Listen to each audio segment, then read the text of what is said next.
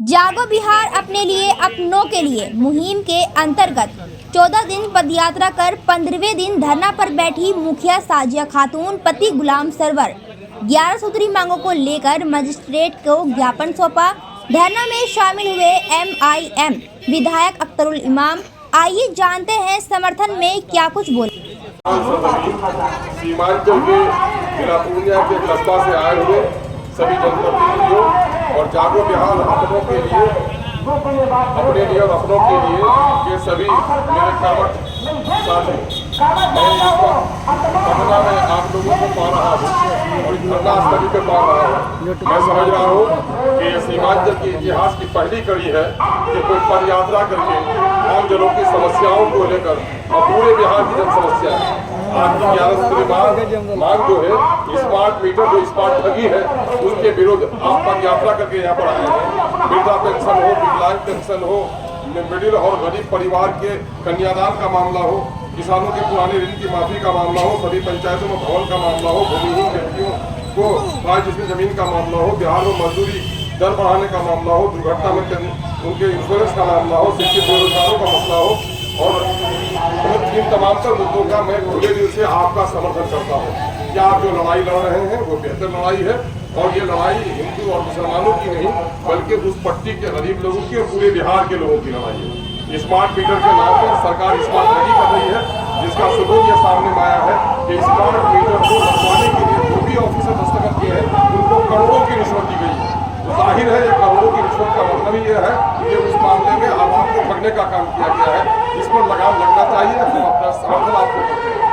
दूसरा मामला ये है कि आपके सारे मुद्दे जनहित के मुद्दे हैं और ये जनहित के मुद्दे पर सरकार को ध्यान देना चाहिए।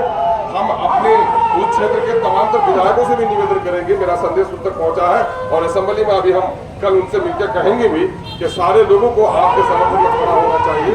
और आप लोगों से हम विनती करेंगे कि आज चलकर जितने सीमांचल के विधायक हैं वहाँ पर सबको जाकर एक मेमोरेंडम दीजिए ताकि इस मामले में अपने समर्थन की बात करें।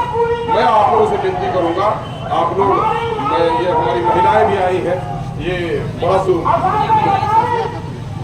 मुखिया महिला सत्या खातून साहबा आई हुई है या और दूसरी महिलाएं हैं, मैं उनको भी मुबारकबाद देता हूँ।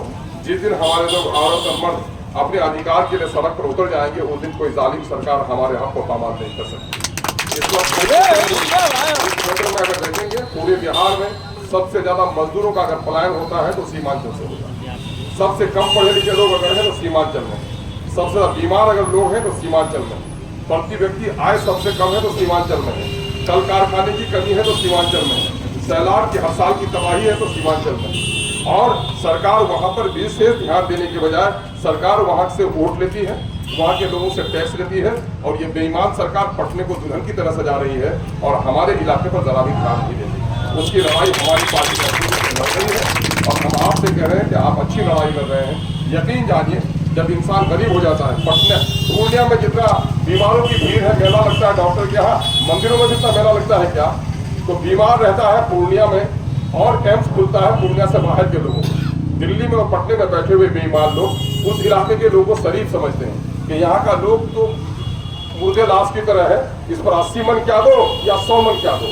मैं आप लोगों को बधाई देता हूँ कि आपने सीमांचल के उस सीने को चीरकर एक इनकलाब पैदा किया है और पैदल चलकर यहाँ आज 500 किलोमीटर 400 किलोमीटर की दूरी पर आना ये इस बात का संकेत है, ये चिंगारी है। यकीनन एक दिन आग बनेगी और सीमांचल का मसला हल होगा।